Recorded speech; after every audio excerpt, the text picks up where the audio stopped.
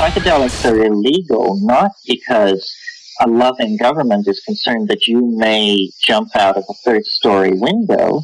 Psychedelics are illegal because they dissolve opinion structures and culturally laid down models of behavior and information processing. They open you up to the possibility that everything you know is wrong. We don't need new laws that control our consciousness and rigidly place it in a prison. Cognitive liberty.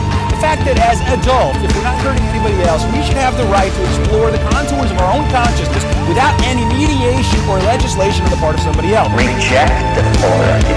Authority is a lie. Words of perception. Information is power, but we have to seize the opportunity. The opportunity.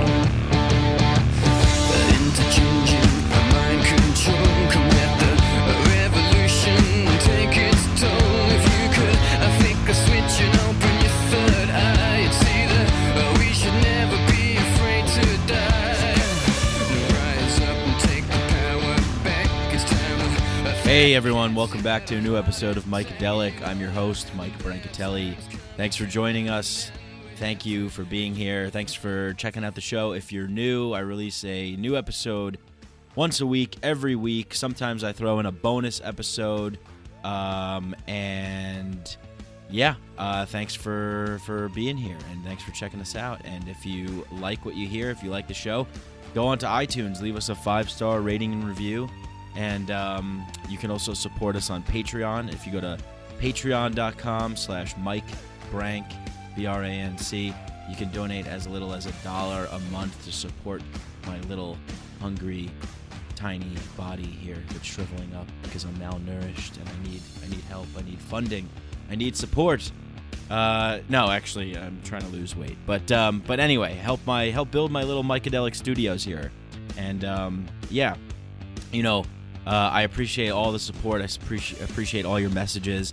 It's good to know that it's not just me, that other people think this way and feel this way, and together we're making something happen here. So I really appreciate you guys listening and sharing the show, liking the show, talking about the show. Tell your friends, tell people about it. We're not just talking about psychedelics on this show. It's bigger than that, it's bigger than that. It's about liberating the human spirit, about liberating human consciousness, about creating freedom, about connecting to what's really true and real in our world. And, there's many ways in which we can go about doing that. But, I talk about a lot of things on this show. So, if you're, I kind of want to know, should I change the name of the show? I've thought about this for a while. Let me know what you think. Micadelic was kind of, I don't know, it kind of came kind of randomly. I just decided, fuck it, I got to pick something. I'm just going to pick this. It's whatever. And I picked it because I didn't want it to be like the Free Your Mind network, or like the thinking free liberating spirit podcast hour. It sounded kind of pretentious,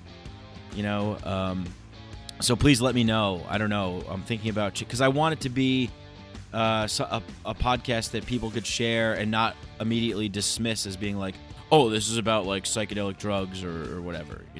I want it to be, because it's like I said, it's not just about that. Yeah, we talk about that a lot. We talk about that pretty much in every show, but it's more than that, as you know. All right. Well, thank you for joining me today. I'm pretty fired up. I got to tell you. I am fired up about this net neutrality thing that's going on, because it's just like so many. It's such a struggle to be somebody who, and this is gonna sound pretty arrogant and cocky and ridiculous, but excuse me for sounding that way. I don't mean to come off that way. It's just frustrating when you understand the fundamental nature of humanity and humanity's relationship to power. And when you see through the illusion to the truth of what really is, what really motivates people, what really incentivizes people, how the structures in our society function, and what I mean by that is when you understand that for a large part of our history and continuing to this day, it's a relationship to from man to man, from mankind to each other, has been a relationship of domination, conquest, power, and control. And anybody that doesn't admit that is naive and ignorant. Okay? And it's not something necessarily that rises up from an individual, just out of the blue. It's kind of a grandiose idea that men have to get together, to build institutions, to serve a greater good, to serve a higher power. But ultimately what happens is that thing becomes unsustainable in its original mission and winds up being corrupt and corrupting the people in it. We see this time and time again. It happens. It's the age-old quote of power corrupts and absolute power corrupts absolutely. So with this net neutrality thing, okay, the reason why it's pissing me off so much is because whenever something like this comes around, right, the Patriot Act, it's another Patriot Act type thing. The Patriot Act, it's like, oh, the Patriot Act, it sounds so, it's patriotic and it's an act and it's good, it's for America. Anytime that something sounds good that's being introduced by the government, it's doing the exact opposite of what its sounded intention is. Net neutrality is no different. Net neutrality sounds like something, oh yeah, net neutrality, a neutral internet. That sounds good. We should keep it neutral and, fair, and it sounds like it's a good thing. But nobody really knows what this is.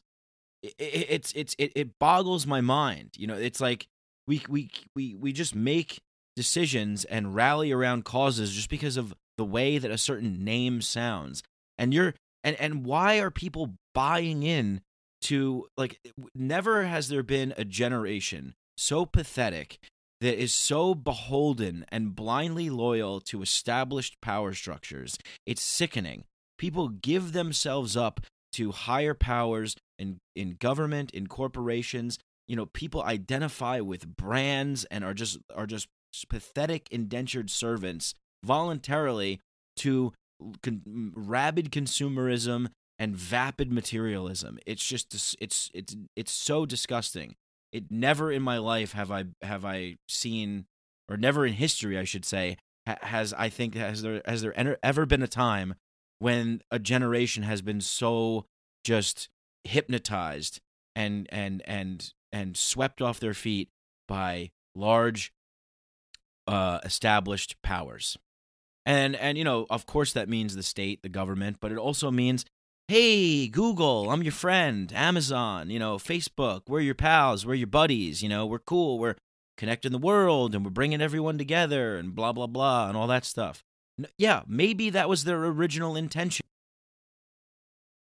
It makes me sad. It makes me sad to see people who I would think, would regard themselves as being free thinkers or woke or whatever, to not see through the lies, the bullshit, the propaganda, is so heavy, it's nearly invisible. It's crazy. Like I said, never before has a generation been so pathetically beholden to establishment powers, from Amazon to Netflix to Facebook to Google to government to all this nonsense. Stop believing what they're telling, mainstream media, of course, MSNBC, CNN.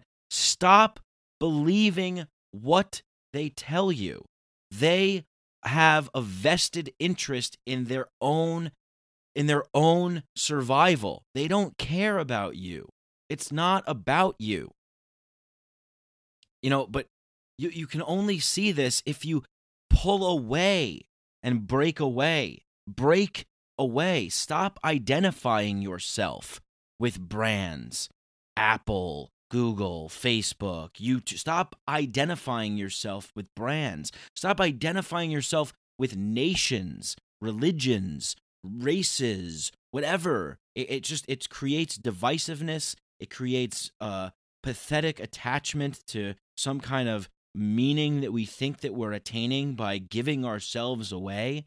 We give ourselves away. We give our souls away. We give our life force away. We sell ourselves into indentured servitude, to just be easily manipulated as pawns in the game that serves the purpose to move the needle for the agendas of those who would be siphoning off our energy resources.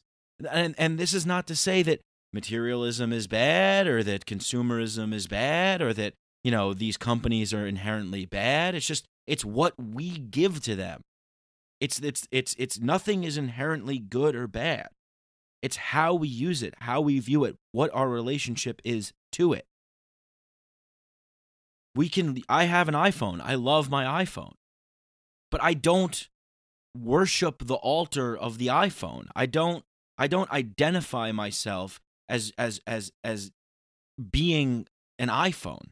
I love this Ram Dass quote where he was giving a speech, and he's talking about like how we identify, what our identity is, and in the quote he says, I'm an MG driver, and then he's like, I drive an MG. I'm an MG driver. I don't even know what an MG is, but it's like an old car, I guess. I'm an MG driver. That's who I am. That's my identity. I'm an MG driver. And then he's in bed with his wife, and she's like, honey, we're in bed.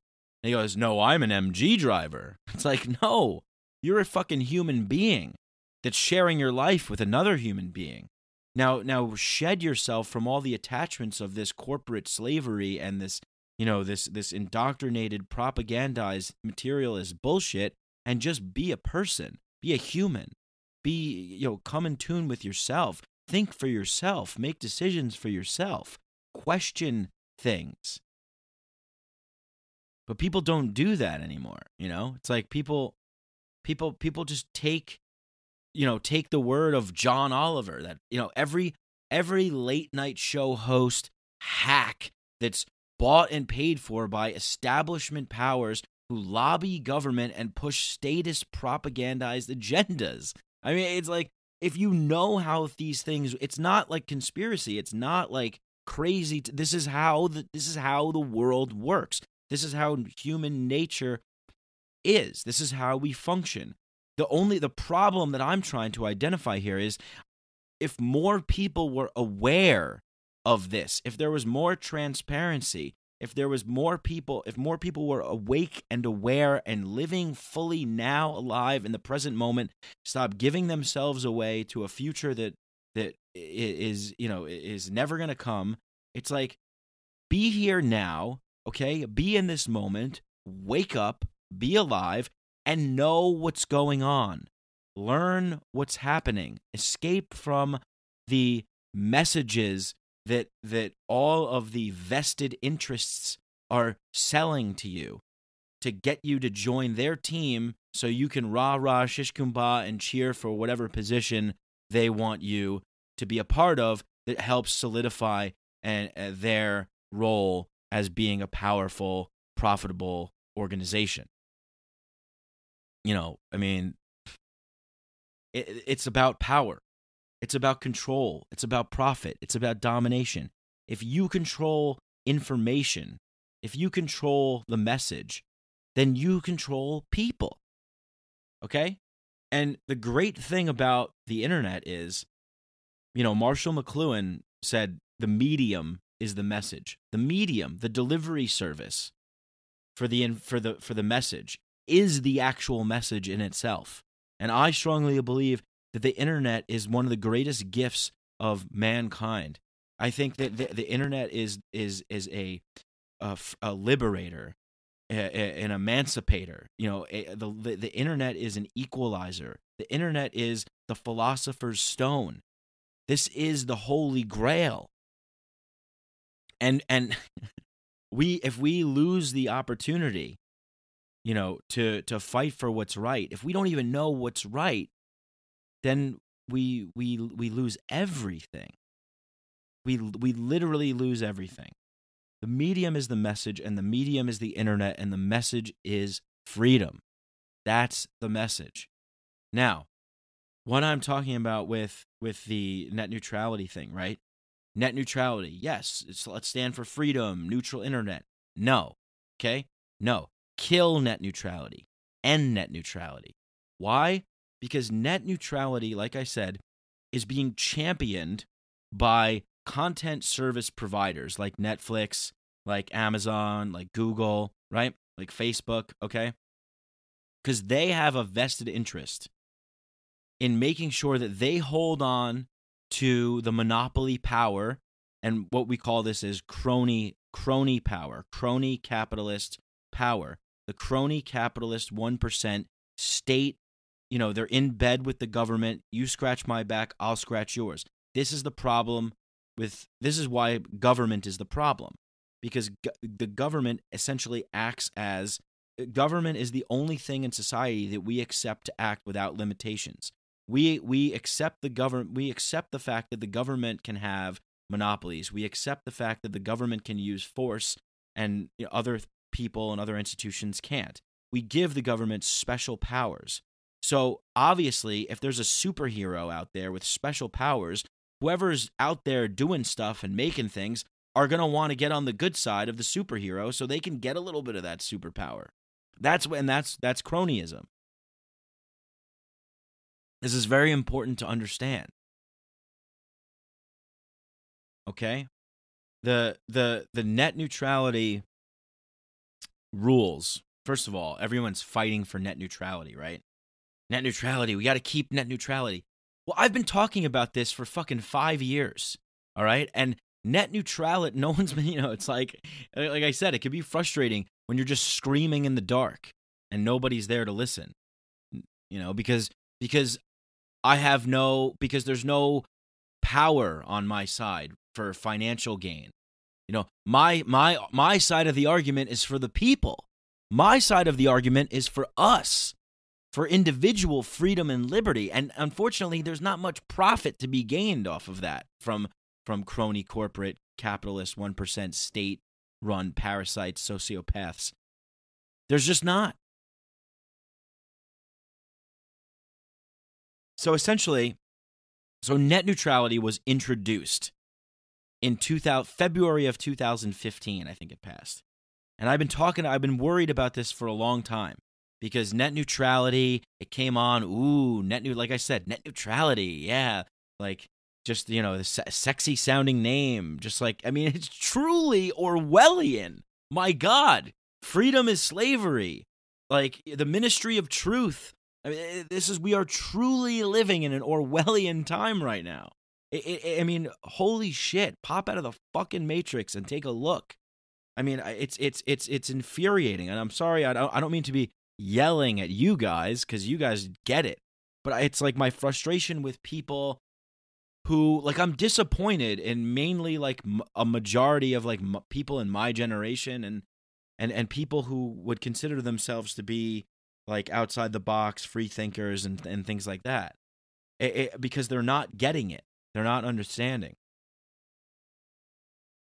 So net neutrality was introduced in 2015 to essentially address a problem that didn't exist. It's typical government boondoggle, right? It's like, let's offer up a solution for a problem that doesn't exist. There was nothing wrong, but it was like I said, it was these content providers that had essentially lobbied the government. Now, why would they do that? Why would they do that? Well, they did that because internet service providers like Comcast, AT&T, Verizon, etc., internet service providers were basically saying to Netflix, because you have to understand, our times are changing, right? Maybe some of you out there have heard like companies use the term pivot to video. When I worked for this marketing company, I basically pioneered our video marketing efforts. And we made a lot of money on Facebook using video. And we live in a time ever since 2013, 14 or so, 2012. I think Netflix came around in 2010, and then every year they started to kind of, originally it was just like send you the DVDs in the mail, and then the streaming service started to come around, I think around 2010, but it wasn't really that good. It started getting better and better. Anyway, so around 2013, 14, and now video is everything. Video is everything and everywhere, on every phone, on every computer. Everything is video. Video, video, video, video. Video is huge. YouTube proves that. YouTube is massive. Videos on Facebook, video on Twitter, video on Instagram, video on Snapchat. Video is everywhere. Companies have, quote unquote, pivoted to video. More and more people are using video for their content. So because we're all choosing to use video, because Netflix is using video, you have Hulu, you have Amazon, you have Netflix, you have YouTube, you have all of these, which is Google, all these like Amazon with their video streaming service. All these companies are using video, right? So the internet service providers, the people that provide us with the internet, right? Okay, like do people, I don't know if people forget that or not. They want to make, sure, like, yeah, like AT&T sucks. Yeah, Verizon sucks. Yeah, Comcast sucks. Yes, Time Warner, they suck. We know. Look, this is life. Life sucks sometimes, right? Like it's the moments that we choose to make beautiful. Not like things just aren't going to be perfect. It's just that. So yeah, so these companies, yeah, they suck, but they're the internet service providers. They provide the service to access the internet, right? Who yeah, like I would love to just have free internet connection, free Wi-Fi, no internet service providers. It's just out there. It's available. Everyone can access. Nobody owns it. It's totally decentralized, totally democratized. It's just this like free, magical, wonderful, amazing, cool, new, free internet worldwide. Everybody has access to the internet, and it's just free and magical and cool and free. But that's just not the way the world works. That's not reality. You're not living in reality if you think that. Like, yes, I want that. Yes. This is the same thing like with Bernie Sanders. Everything that he said, it's like, yeah, dude. Yeah, of course. Free college? Yeah. I want everything that you're talking about. Yes. But how? It's not based in reality. It's not doable. There's incentive structures. There's fundamental natures of systems, and when you take from one area, when you give to one area, you take from another. That's the way the world works. Every single thing is in constant state of flux. Reality is in motion. Everything is being birthed into existence, and everything is dying at the same time. It's creative destruction, chaos, and order. It's the dance of the ebb and flow of the cosmic, eternal, infinite universe. This is the way the world. It's magical. It's fucking beautiful. I wouldn't want it to be any other way. It's what makes everything so interesting and fun. Pleasure wouldn't be fun without pain. Sunny days wouldn't be enjoyable without rain. Oh shit, that rhymed. I'm just gonna start going on now. I'm gonna be a poet. But who else is going to provide us with internet if not internet service providers? Okay, so this is the way the system works, right? You have content providers who provide the content. Now, like I said, wouldn't it be wonderful if the content providers could just provide the content directly to us, and we all have free, magical, cosmic, internet service just provided by, whatever, God knows what, I don't know, something, some unicorn fairy entity. But like I said, we have internet service providers. We have these companies. Yeah, they're not great. Yeah, they suck, but they're the ones that are there that are doing it. So, like, who else is going to do it, right? What's the other option? Now, the other option is a fucking scary option. And the thing that frightens me the most is that when people rally around net neutrality and they make internet service providers out to be the bad guys, internet service providers want to charge you more money to access the internet. Once again, let's follow the logic of reality. No, I don't like this, but yes, this is the way it is. No, this is not the greatest thing in the world, but this is the way it is. It's just the facts. It's just reality. I'm sorry if you don't want to exist in reality, and if you don't want the facts, then I don't know what to tell you. But I don't want internet to be provided by anybody else other than private companies. I would rather encounter the perils and the dangers of a private company that is beholden to its customers to satisfy its customers. I hear people talk about oh, so they're going to charge more money and they're going to slow down our speed.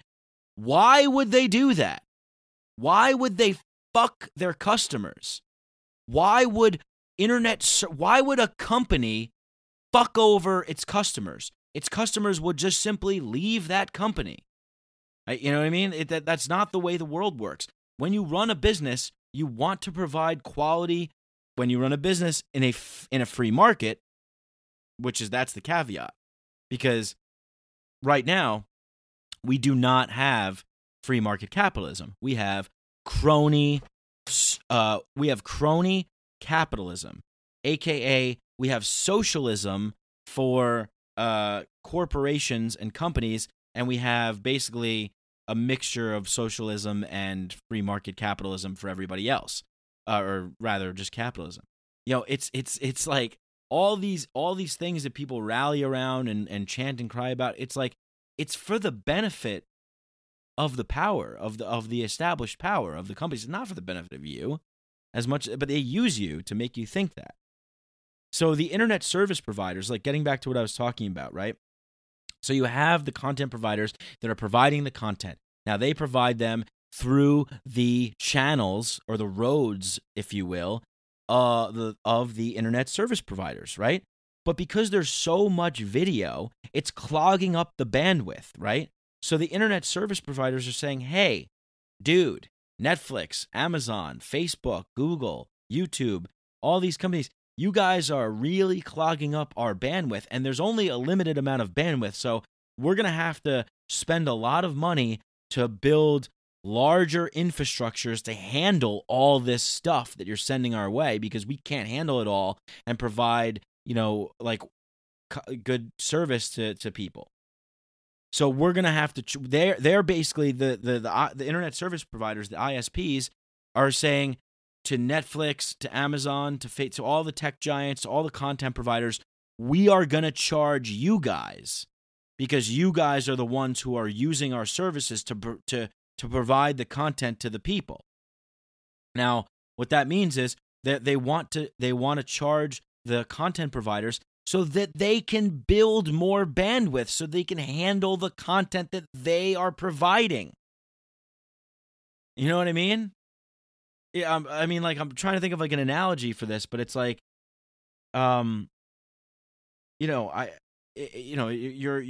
I'm baking bread and selling bread to a store, right? And I'm baking so much bread, but the store is really tiny. The store is going to be holy shit, we have such a tiny store and we're getting all this bread that's coming in. We're going to have to build the store more. So they turn to me and they say, hey, look, we can't take all your bread anymore because our store is so small. We don't have enough room. But what we're going to do is we're going to have to actually expand our operation. So we're going to have to build a bigger store. But because we're spending money to build a bigger store, because it costs money, when you take from one area, you have to give to another. When you give to one area, you have to take from another. So it's when we're building our store bigger, we're going to have to charge you a little bit more money because we're going to have to, make up for that because we're building our store. We are building a larger store. So we have to pay for a larger store. So we're going to have to charge you a little bit more money so we can, pay for that store, but we can also house all your bread. I don't know. I just made that analogy up off the top of my head. But basically, what's happening is the content service providers, rather than the internet service providers, rather than the ISPs, turn to their customers and say, well, we're going to have to charge you guys more money. They're turning to the content providers, Netflix and etc., to charge them more money. And like I said, we have these internet service providers, and I would much rather have internet service providers that are going to charge content providers more money, and then to build bigger infrastructure to handle the bandwidth, and then in turn the content service providers will probably charge us a little bit more money. But we already do that. We already pay premium, because otherwise you're going to get television, you're going to get radio, you're going to get the DMV. You know, if there were no internet service providers and the internet was managed by the government, oh my God, disgusting. Could you imagine a more disgusting, vile? I mean, that's it. Forget about any sort of resistance or revolution or changing of the consciousness, or forget about any of that. That's over. The internet, if the internet's provided by the government, it is lockdown, baby. It's 1984, 110% full throttle. If the internet's provided by the government, it's the DMV, it's the TSA, it's the fucking post office. Everybody gets shit.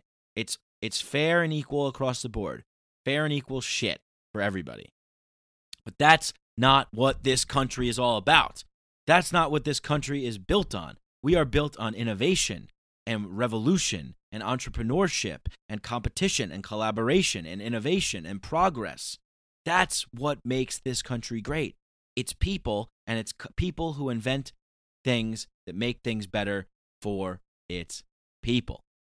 But when everybody starts meddling and getting involved, that's when things get bad. When government starts meddling around, when corporations are allowed to lobby government, when people are scratching each other's backs and paying for favors and giving welfare out and subsidies out and these sorts of things to corporations, and then the people get fucked. People get screwed. It's all over for us.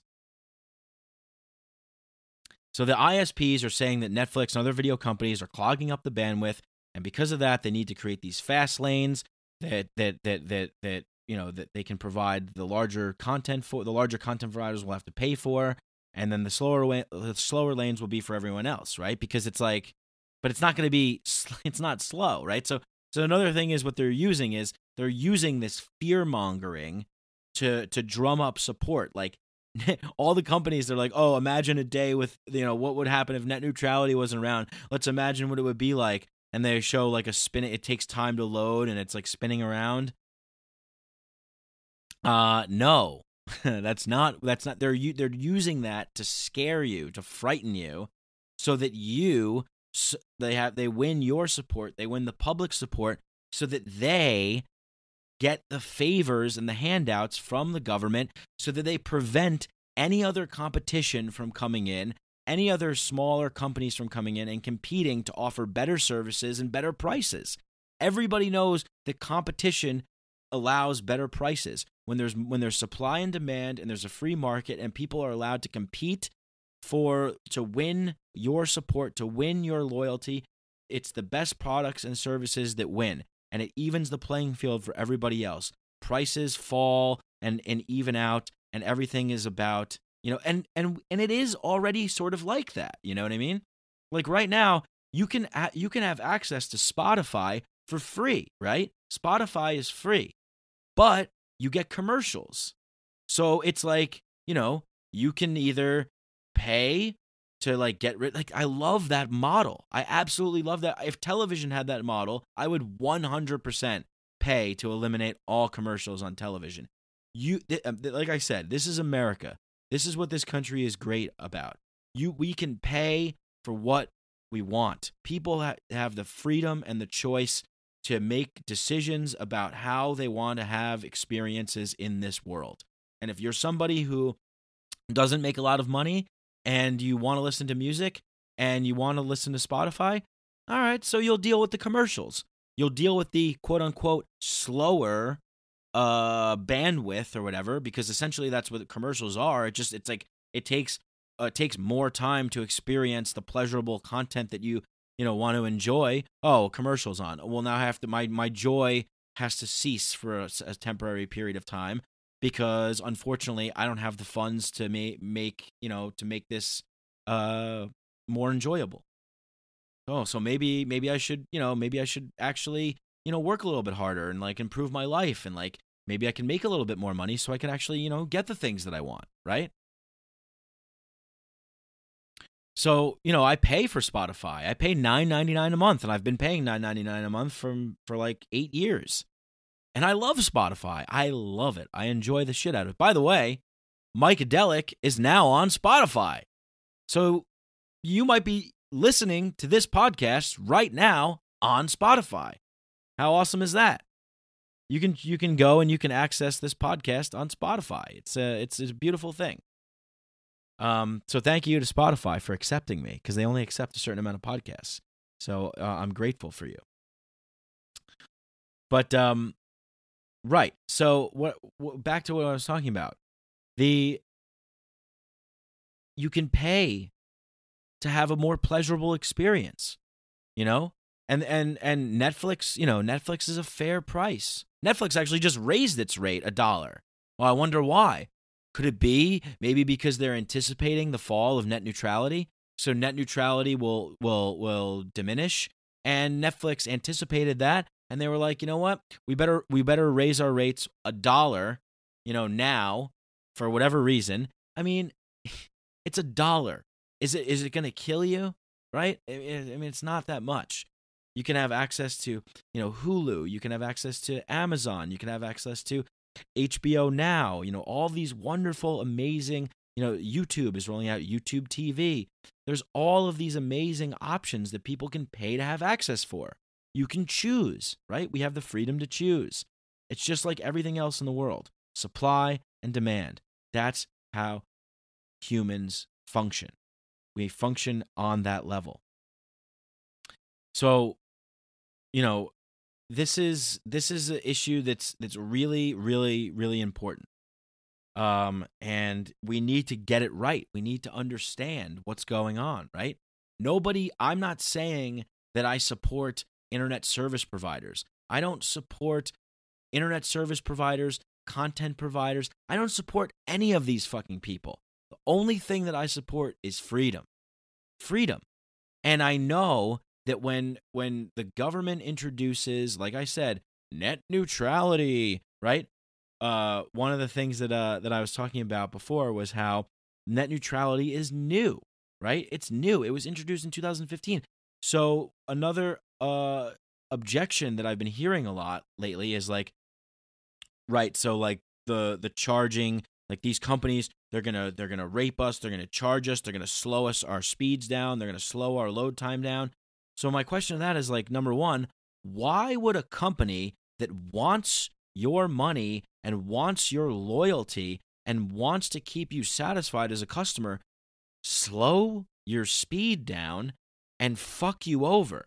No, they're going to try and make it as fair as possible. But like I said, they need to build more infrastructure. That costs money. Content providers are providing more content. It's clogging up bandwidth.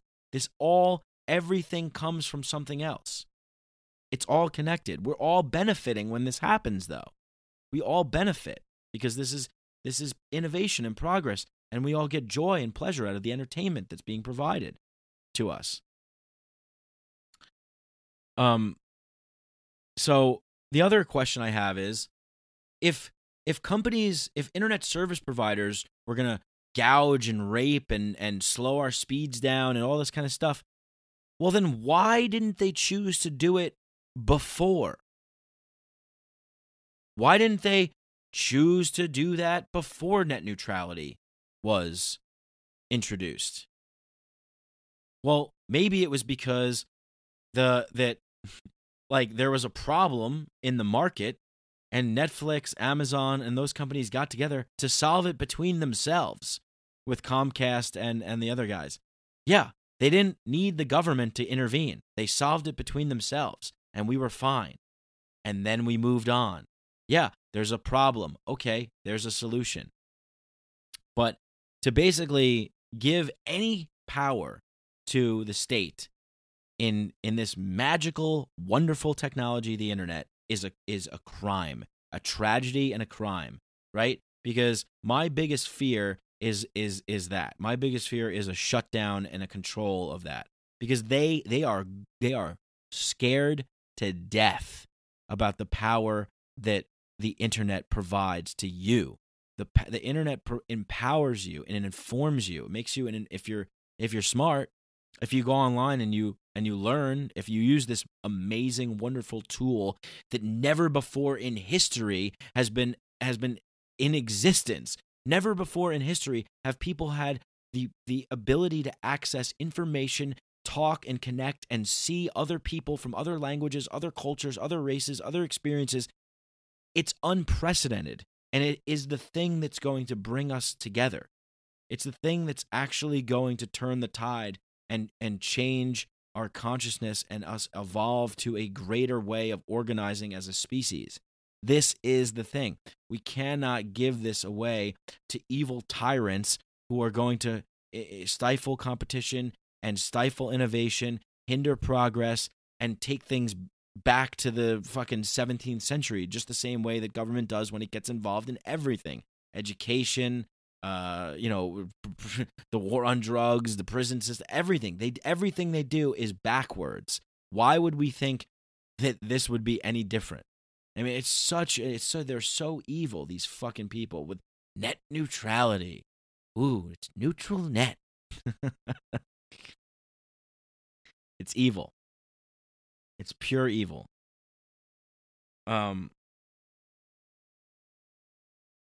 So,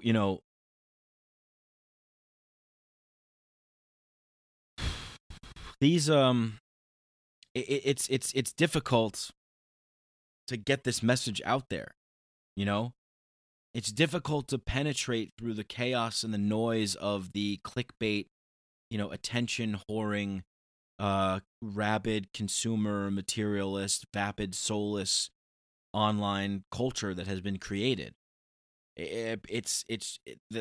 People look at headlines, people look at buzzwords, people don't even look. They just say they see net neutrality, they think it feels good, sounds good, I'm for it.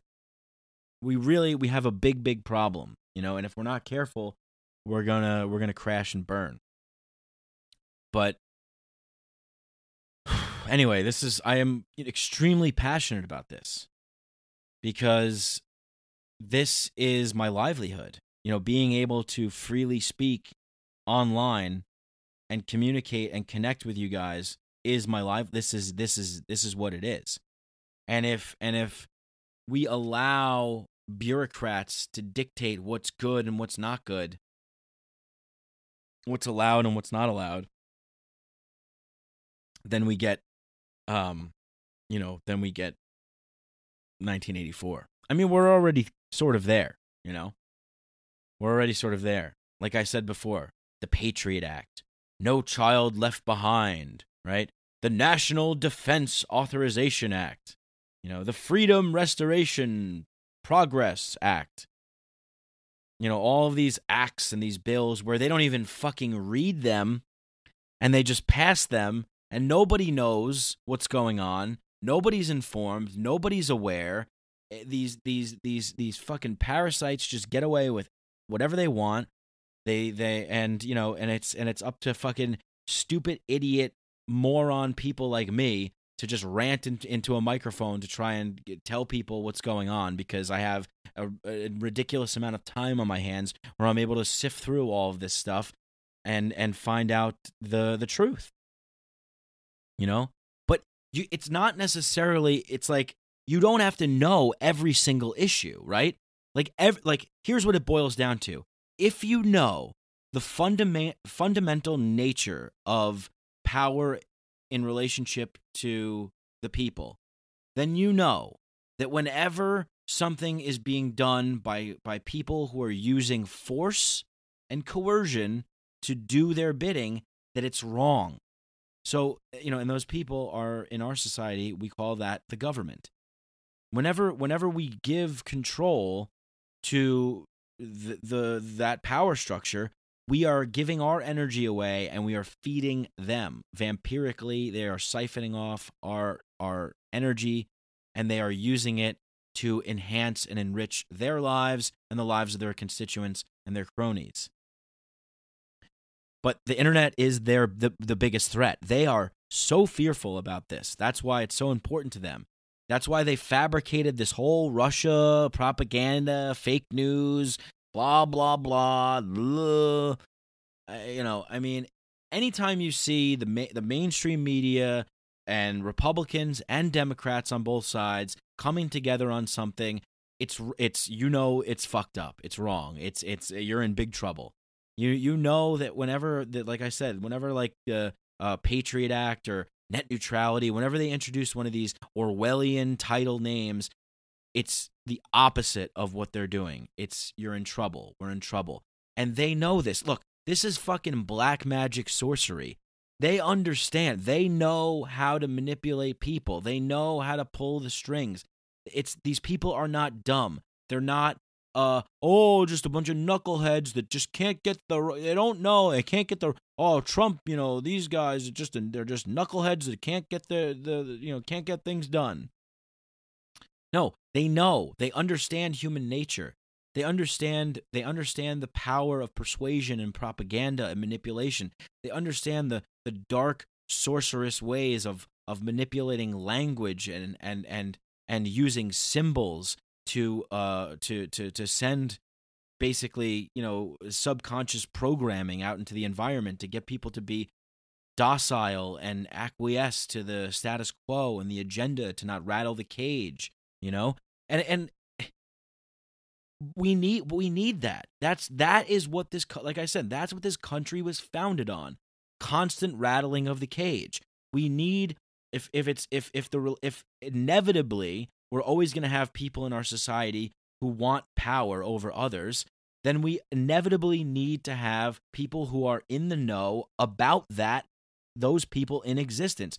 Those predators that are lurking need to be put in check. That's why we need to be armed. We need to be walking around armed with information, with truth.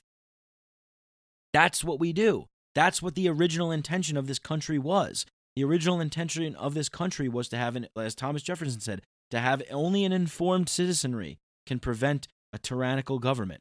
Only when people know what is really happening. The government, they want to know what's going on with us. They want transparency to be had in the public sphere. They want to see everything that we're doing. Well, we should be allowed to see everything that they're doing, okay? Because they're doing it in our name, with our money. Think about that. Every action they take is saying, we're doing this, I'm doing this in your name, with your money, with your approval. You have consented by not saying anything.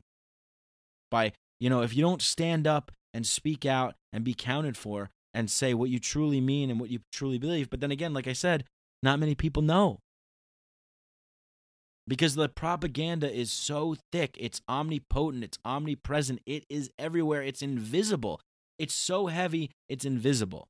The toxicity that's been emitting from DC and the Beltway and its cronies is so palpable in the air that it's invisible. It's essentially invisible. We live in this like bubble, this bubble of carefully crafted, narratives, carefully crafted salesmanship, the selling of their ideas and the selling of their agendas. And call me crazy, and please do, because it's a compliment. It's a compliment. I think it's a compliment because, I'd rather be crazy than complacent. I'd rather go a little bit too far on the crazy side than just nothing at all, and just let more and more of our civil liberties erode, more and more of our freedoms erode, more and more of the quality of our lives erode, and give more and more power to people who don't care about us but only care about power, control, domination, and making profit. Right? No government law, no government regulation that ever passes ever has you or me in mind. It's for the power structures. It's for the 1%. It's not for you and me. Okay. The better the title of the law, the regulation, or whatever, the better the title it sounds, the worse it is. It's always the opposite. Okay. And this is really serious. This is really, really important. Really important. And as I think I was saying before, but I think I went off on a tangent. If you understand the incentive structure, if you understand the fundamental nature of what the state is, if you understand how the state works with the larger power structures in our society, the institutions, Hollywood, the intellectual class, the Silicon Valley, Wall Street, Federal Reserve, if you understand how all of these people operate, the defense contractors, the think tanks, et cetera, et cetera, et cetera, then you understand that they're playing a game between them, and they need us as the chips. We're the chips, and they're playing the game. That's the way that goes. But again, I keep going off. I keep forgetting to nail this point down. But the point that I'm nailing down is that the very nature of a government that relies on threats of violence, threats of imprisonment, which is essentially kidnapping, or threats of kidnapping and violence if you don't pay them, which is essentially slavery and theft through taxation and whatnot. They are just our perceived moral mafia. It's essentially, the state is the mafia. They just happen to be on the side of our perception in which we don't perceive them to be, quote unquote, the mafia. But they function in the same exact way. The mafia smuggles drugs, and the mafia offers their protection for a price.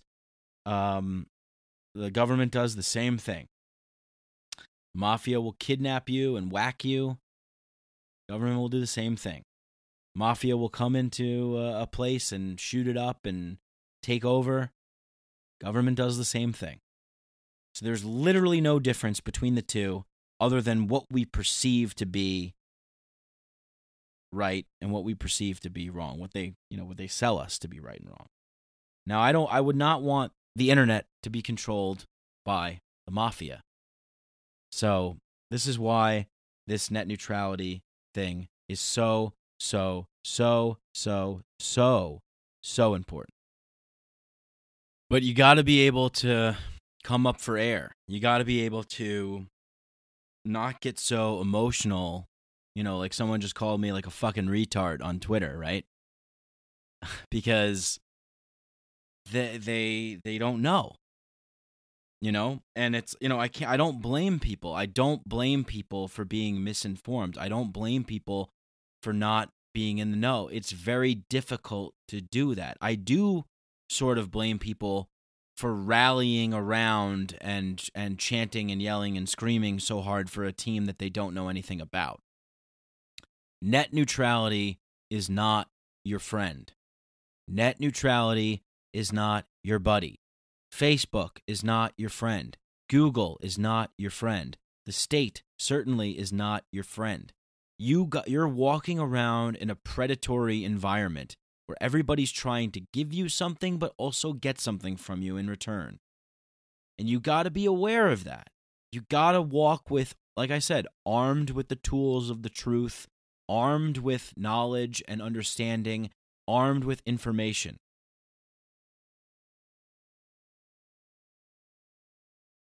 So, look, the internet is a magical gift that that has had the power and will have the power to liberate us. Because let me tell you something.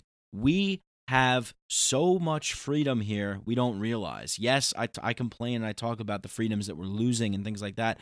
But if we are to talk about some kind of visionary, transcendental, shift in consciousness, moving to more of a sustainable, reputable, respectful economy and people that are operating on a level of a higher consciousness that's in tune and harmony and in balance with the environment and with the people around us, and living more responsibly and with more freedom in a decentralized peer-to-peer network sharing relationship in our society, if we're able to function in this kind of archaic revival, as Terence McKenna had talked about, this kind of using the best of what we've had from the innovations of the free market capitalist system that we've had in this country, the limited, but the innovations that have come from the private sector, the innovations that have come from people making things, inventing things, providing services and providing goods to people to help alleviate the suffering of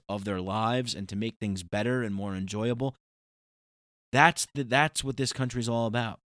If we're able to elevate to a higher level, it's because of the freedom of the internet. It's because of the freedom of our people. It's because if any place is able to do it, it's here. That's what I'm trying to say.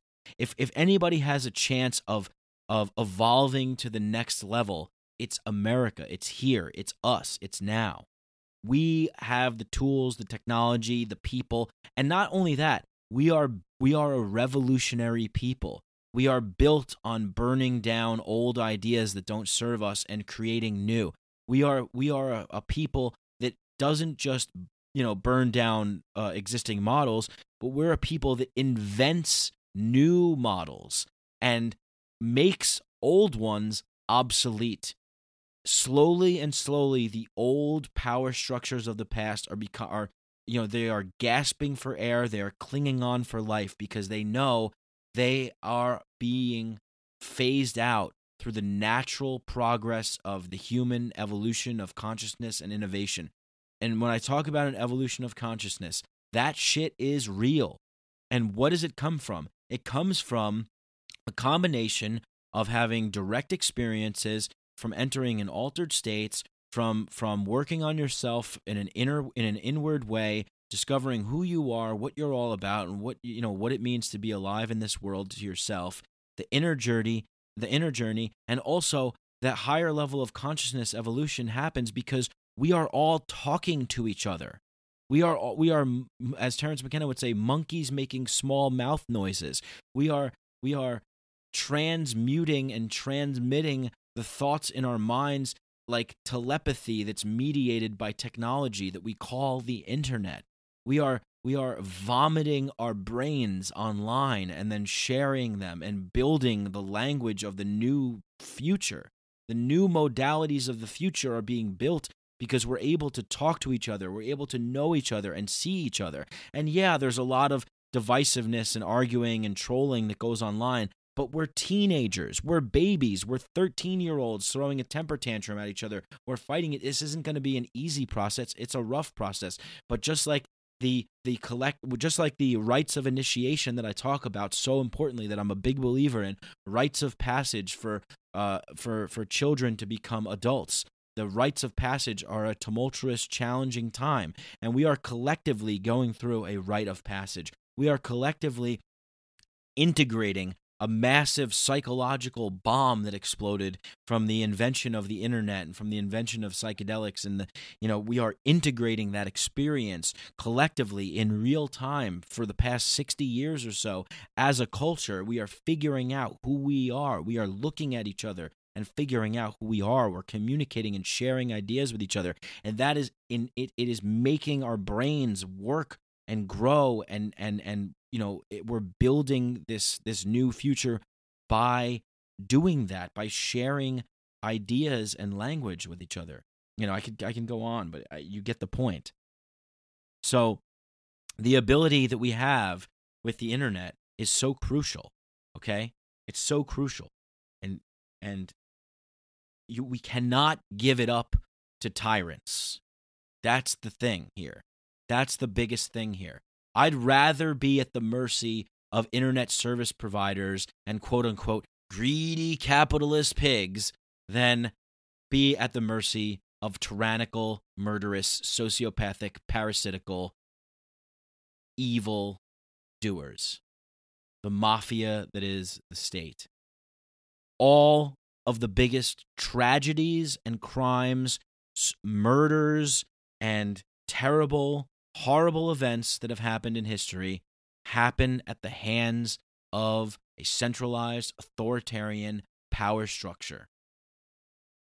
They don't come from the private, entrepreneurial sector of people that are providing goods and services. Now, that's not to say that bad things don't happen from those people, but they do.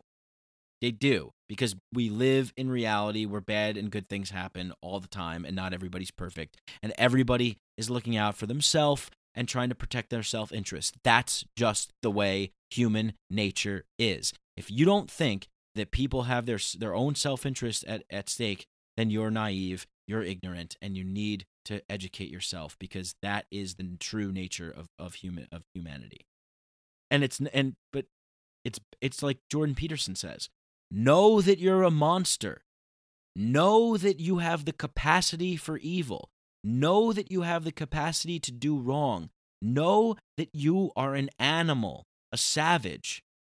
But the greatest thing about the evolution of consciousness that's come over the last, since the dawn of time, and that is evolving at an exponential rate because of the powerful, magical, wonderful philosopher's stone of the internet, is because we are coming online. We are using more language, inventing more words.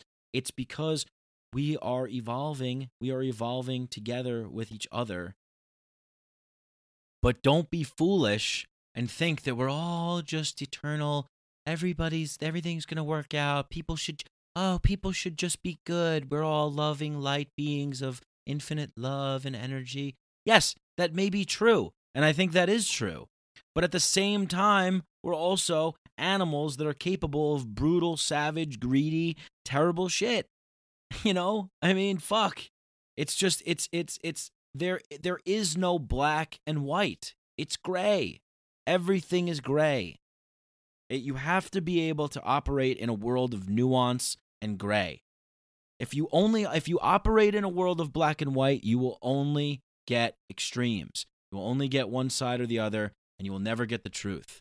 You can't stop hate with hate.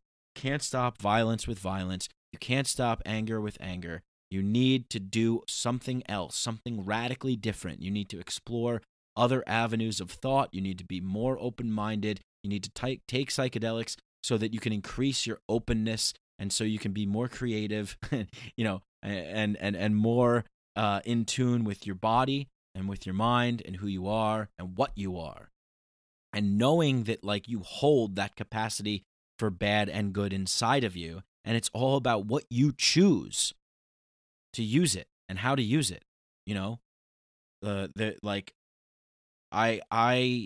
The government operates on with force, but the private sector operates, when it's not in bed with the government, it operates with power. And there's a difference between power and force. Force is violating people's rights to take what you want and not give a shit about anybody else, and using powerful, forceful gestures and threats to get your way. Holding power is knowing that you have the capability to exhibit force, but you choose not to because you're interested in your own self-interest to benefit off of what you could provide to the people. It's ruling with more love than fear, and that's the difference. It's not to say that corporations love you, but they love themselves because they have their own self-interest in mind, and they can only exist by providing you with good quality services and goods. And we get, innovation happens because we have the freedom that allows me, if I want to start a rival to Netflix, that'll be cheaper. Hey, I'm starting Micadelic Flix, $5 a month. I'm going to have the best movies that you want to see on my site streaming, $5 a month. Holy shit, wow, a competitor to Netflix. What else can I offer that can make it better? Well, I don't know. How about, better picture quality, better load times, whatever. Like when this whole like net neutrality thing, I mean, like, could you imagine if, like, does anybody know what Blockbuster Video is? Blockbuster Video. Could you imagine if Blockbuster Video essentially tried to prevent innovation from happening and, lobbied the government to try and get laws and rules and legislation passed that prevented, oh, well, you have these, you're going to have these content service providers. They're going to provide video, and they're going to, they're going to undercut us, and they're going to be whatever, like, they're going to be, or they're going to charge more or something, whatever the fucking argument is going to be. But could you imagine, like, if Blockbuster Video did something to prevent Netflix, and let me see if I could clear up what I just said, because it was a little messy. Basically, what I was saying is that, like, so you have like these regulations, right? Like when we're talking about net neutrality, it's like these regulations, they serve the purposes of keeping the status quo. Like, it's the regulation always comes in to, like I said before, it's a benefit to the status quo, to the established power, not to you. They're put in place to put a freeze essentially on innovation. They put a freeze on the current business model that operates within the current power structure. They put a freeze on that, and it's profitable for everyone that's connected politically and to the businesses, the cronyism and that whole thing, and it dampens the innovation and the market forces that signal when, the supply and demand of prices and little guys from entering in and competing.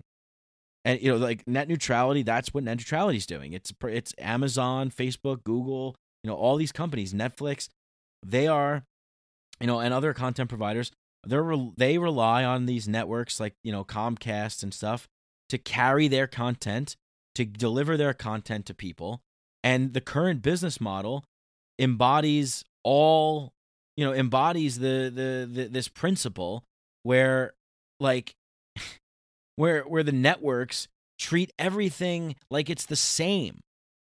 Like, oh, okay, you have all this you have all this video coming in. We're going to treat it the same as, like, somebody that's just like writing a blog. Well, like, look, I mean, like I said before, I'm not on the side of like paying more. I'm not on the side of internet service providers, but this is how the thing functions. This is a reality. And I would rather be beholden to internet service providers and content providers than be beholden. I'd rather be beholden to internet service providers than be beholden to a fucking, government that relies on force and coercion and who wants to introduce more regulations and laws. And this whole thing with, reclassifying the internet as Title II, like, as a utility, that's what they do. More regulations, more laws, more, FCC guidelines. Like, why are there people out there cheering for the FCC? Hello? Like, why are you on, like, the FCC won't let me be, they won't let me be me, they won't let me see. Remember that? Does anyone remember Eminem? Like hip hop? Like, we wouldn't have, like, the FCC has been always constantly fights to regulate and control, because we live in a fucking fearful, paranoid environment of fundamentalist assholes who are afraid, who feel that they need to, grab on to any kind of power to have control over you so they can dominate you, so they can make money, so that you can suffer and be at their will. And I'm not saying that, like, every single person that works in government walks around thinking about this every day. That's the fundamental nature of the structure of the system. That's the inherent. That's what's built into its existence. It's like a bear eats salmon. Like, that's what government does. Like, government eats us. Like, that's what it does. Like, we're just swimming in the river, and the river is just flowing naturally, and we're the fish, and we eat. Life eats life, right? I mean, that's the way things go. But we're being preyed upon, by this force that that like other fish in the river are like, oh no, that's good. We want that. We want the bear to eat us. Like, we want that, you know? Why the fuck would we want that? We don't want that. I don't want to live in a fucking world that's regulated and controlled by fucking fearful, primitive, backwards, stupid little monkeys that are throwing their shit at each other, that occupy government institutions and establishments, who know nothing about the industries that they're regulating and getting involved in. The government cannot possibly know about all of these. You know, that's why we have people that are in the private sector, because those people make it their jobs and their duty to innovate and invent the future. Meanwhile, you have some assholes, the mafia, who want a cut of it all. The government, essentially, the mafia government. And they don't know anything. I think I've said pretty much almost everything I have to say. You know, I'll say that I think that the next 9/11 is going to be a cyber thing, and that's going to lead the FCC or the government, whoever, to try and push for more rules and more regulation, because the cat's out of the bag. People are talking. Hey, look at this past election, right? I mean, WikiLeaks, like all this stuff. This is a game changer. This is a game changer for us, for the people who are on the side of truth. But we're in a war right now, and you know, I hate to say it, but Alex Jones's show is aptly titled. I mean, it is. It's an info war. It's an info war, folks. Right now, there's government, there's mind control. You know, I had to, I don't smoke weed, but I had to test the weed. I had to make sure, because they're putting mind control agents in there. It'll get me all hot and bothered. When I start sweating, I smell like ham. But, you know, he's like, I guess his paranoia is like somewhat justified, because he's right. I mean, we really are in an info war. You know, we're in an info war. But people need to be informed about what's going on. You know, people need to be able to have the choice to choose what they want to be informed about and care about, right?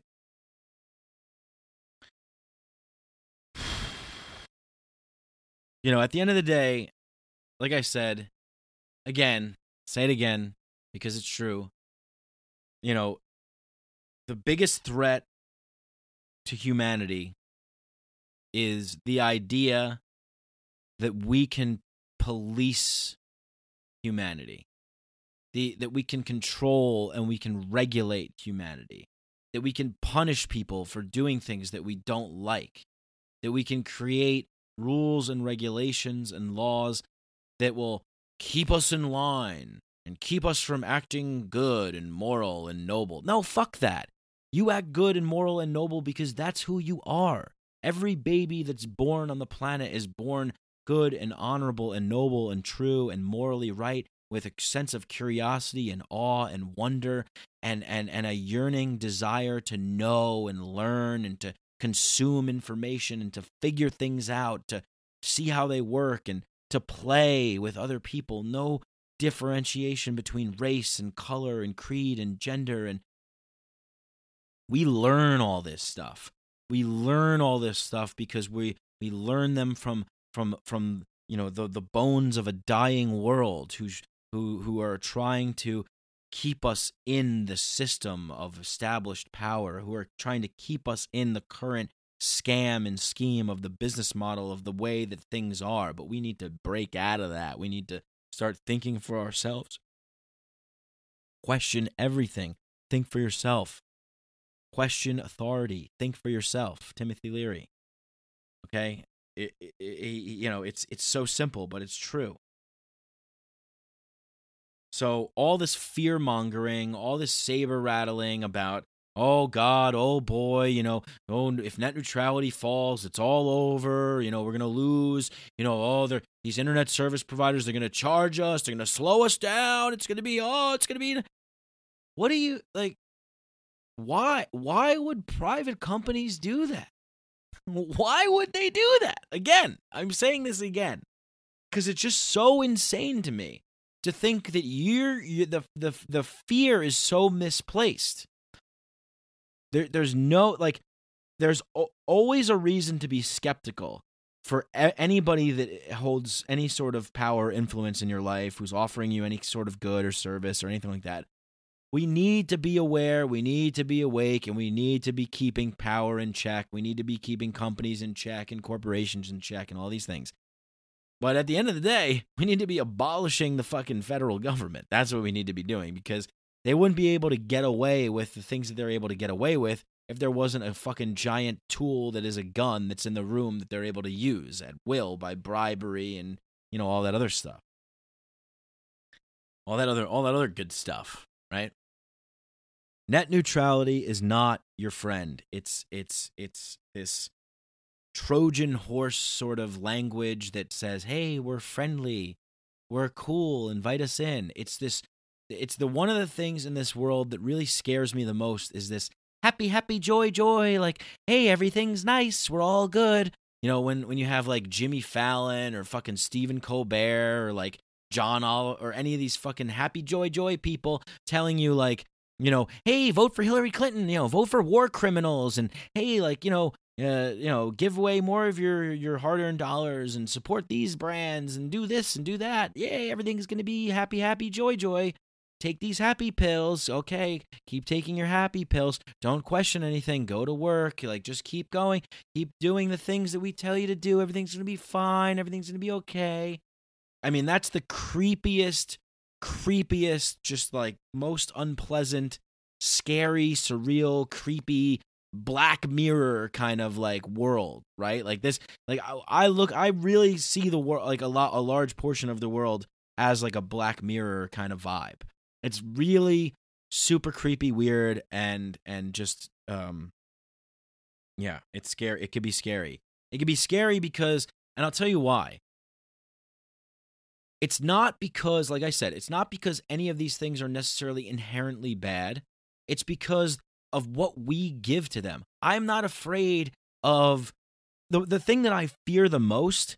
The thing that I fear the most is like, you know, like my someone to like hear me talking, right? Like my brother like hears me talking right now and he's like, "Oh, I don't know, man. I got to like report you to the authorities because I don't think what you're doing is right." It's like my biggest fear is people like me and you who are just living our lives, who are not preying upon other people. We're not sociopaths. We're not parasites. We're not war criminals. We're not abusing anybody else. We're not sex traffickers. We're not slave owners. We're just people that want to live our lives, make a little bit of money, have some things, go on vacation, be able to, you know, love and enjoy time with people that we care about. You know, we're just normal people that want to do those things. So my biggest fear is the whipped up hysteria that gets sent out there through the mainstream media and the propaganda of the state and the propaganda of the comedians and all these people that want you to sell your soul away to the brands and to the established powers. People get whipped up into that hysteria, and then those people turn on us. It's my biggest fear is of other people. You know, people like there was a meme out there. I remember one time, like the fall of society will come from men who are just doing their jobs. You know what I mean? It's like, I'm just doing my job. Like, I got to take you in. Like, no, you don't. You're following this like corrupt idea. You're following this weird like agreement that we've all kind of like sort of not really made, but just like happens, and we don't question it and we don't put it in check. So that's my biggest fear. My biggest fear is that people will rally around, keep net neutrality, keep it, you know, like, and give more power to the federal government, more power to the FCC, because you know that's the plan. That's what always happens, right? As soon as we give an inch, they take a mile. You know, we gave, with the Patriot Act passed, they didn't even read, what was that famous quote, Nancy Pelosi? Well, we have to read the bill. We have to pass the law in order for it. We have to pass it in order for us to know what's in it. You know, and they always create like the government is not incentivized to shrink. They're not incentivized to say, oh well, you know, how many people can we keep out of prison? How many tickets do we how many, you know, tickets do we have to that we don't issue out to people? That they don't use that as a measure of success. Their measure of success is how much more can we, how many more people can we throw in jail? How many more regulations can we issue? How many more fines can we hand out? How many more tickets can we have? Because that in their warped mind is some sort of twisted form of progress, which is insane. How many windows can we break, so we can hire people to stimulate the economy to repair the windows? I mean, it's insane. As John Perkins said, who was on this show a couple episodes back, it's a death economy. We need to turn this into a life economy, into a love economy, not a death economy, not a fear economy. An economy that is of people who are awake and aware and know what's going on, and there's transparency, and we know the truth, and we know what we're getting into, and we are buying into the right things, the things that work for us. So we're not constantly walking around going, God damn it, I'm getting ripped off again. These people are ripping me off. These people are ripping me off. I'm getting screwed over left and right. I can't get a break. I can't, and it becomes overwhelming. So then we just tune in to CNN or MSNBC or HBO's John Oliver show, and we just buy into whatever the fuck they're saying, whatever they're telling us. Everything that they're telling us is a lie.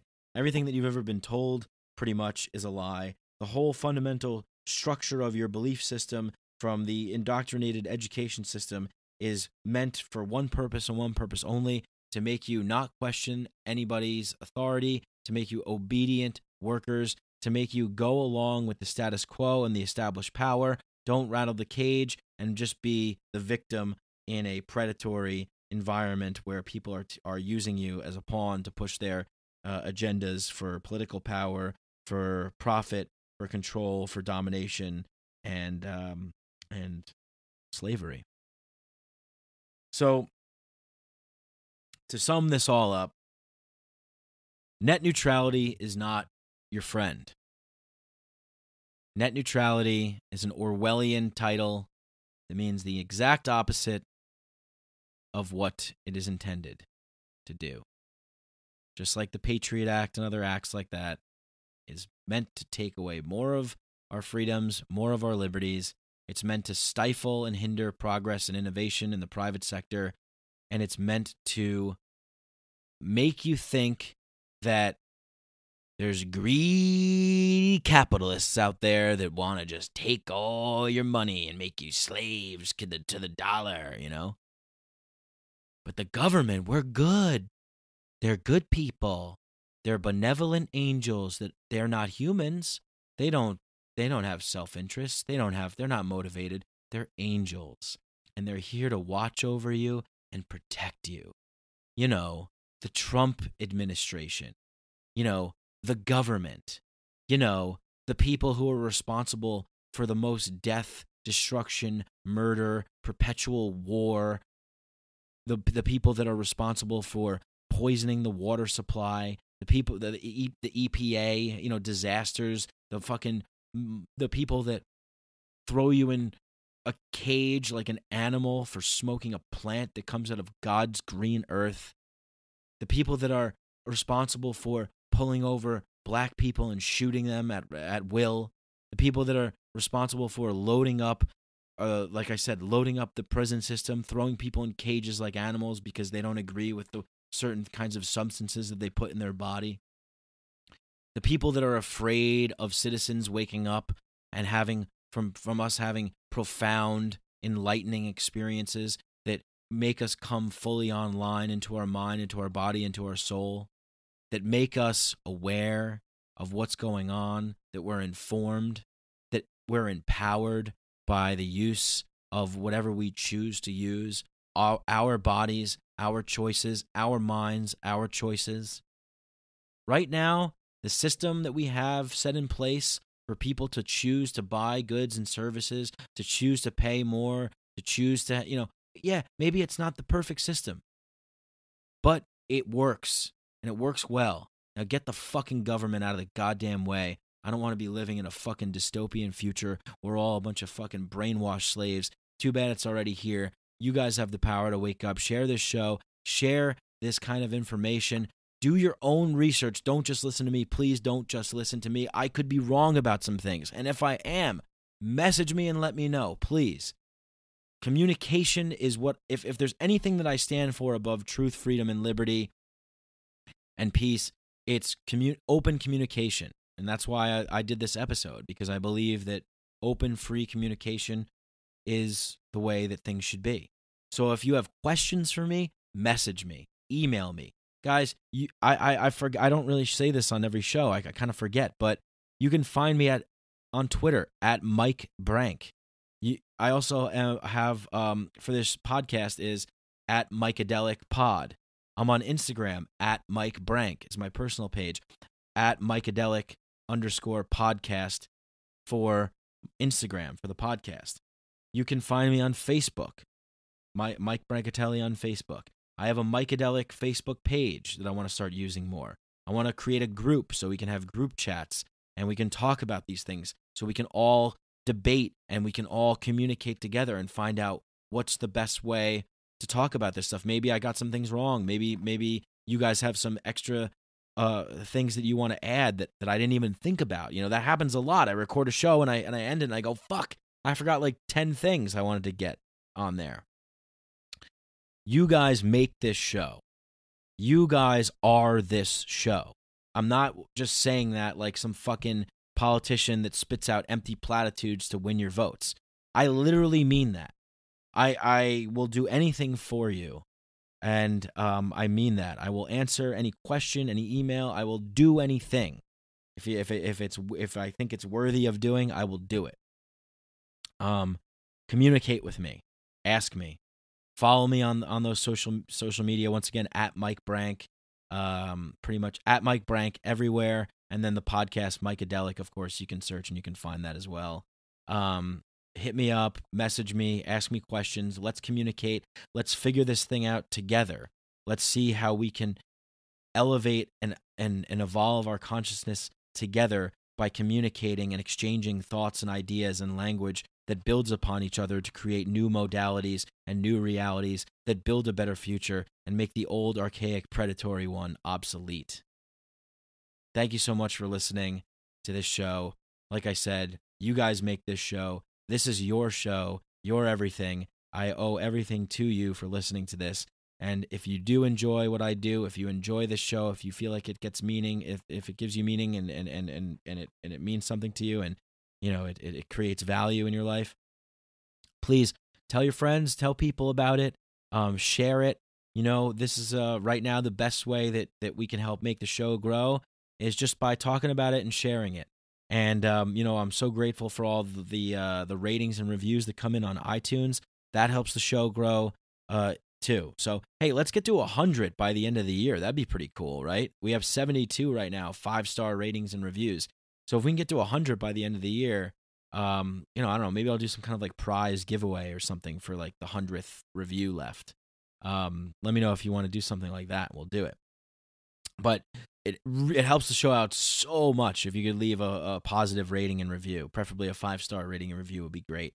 And if you want to go the extra mile, if you want to go further, if you want to be like Bart, if you want to be like my main man Bart and John and a bunch of other people out there that are killing it and supporting me with their hard-earned Federal Reserve notes that are just burning holes in their pocket, and they feel like they want to contribute to the cause of some lunatic screaming into a microphone about what he thinks about the world, then you can go to patreon.com/Mike Brank, and you can support this show for as little as $1 a day. $1 a month. My bad. It's even better than that. It's $1 a month. That's like, how much does that equal out a day? I don't know, like 3 or 4 cents a day. So please consider doing that. It means a lot to me. I want to make this my full-time gig. I want to do this more and more. And the more that you guys support me, the more content I'll be able to put out. The more I'll be able to, the more money and the more support that I have off this podcast, the more time I'll be able to dedicate to doing it. See how this all ties back to what we were talking about in the episode about net neutrality and everything? See, everything has to come from somewhere else. We can't just magically make things happen. Right now I have to work, a day job and I have to, do this podcast in my spare time, in my free time.